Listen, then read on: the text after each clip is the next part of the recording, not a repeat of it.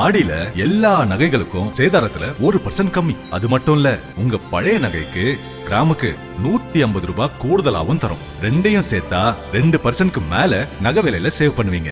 துருக்கி நாட்டில் அமெரிக்க அதிபர் டிரம்ப் இருந்த இடத்தை ஈரான் அறிந்தே இருந்தது என அமெரிக்க உளவுத்துறை தெரிவித்துள்ளது. நாட்டோ நாடுகள் கூட்டத்தில் பங்கேற்க டிரம்ப் கடந்த மாதம் துருக்கி சென்றிருந்தார். டிரம்பிற்கு ஈரான் குறிவைக்கும் என்ற அச்சத்தால் அவருக்கு பலத்த பாதுகாப்பு வழங்கப்பட்டிருந்தது.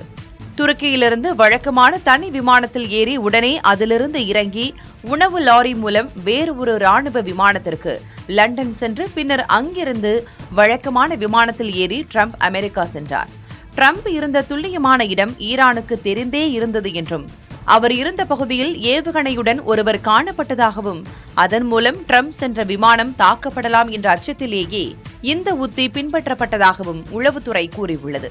டிரம்பின் போக்கு காட்டிய பயணத்தின் பின்னணியில் நிச்சயம் திட்டவட்டமான அச்சுறுத்தல் இருந்திருக்கும் என அமெரிக்க முன்னாள் உளவுத்துறை அதிகாரி ராபர்ட் மெக்டொனால்ட் தெரிவித்திருக்கிறார். ஆடியில எல்லா நகைகளுக்கும் சேதாரத்துல 1% கம்மி. அது மட்டும் இல்ல, உங்க பழைய நகைக்கு கிராமுக்கு 150 ரூபாய் கூடுதலாவும் தரும். ரெண்டையும் சேர்த்தா 2% மேல நகை விலையில சேவ் பண்ணுவீங்க.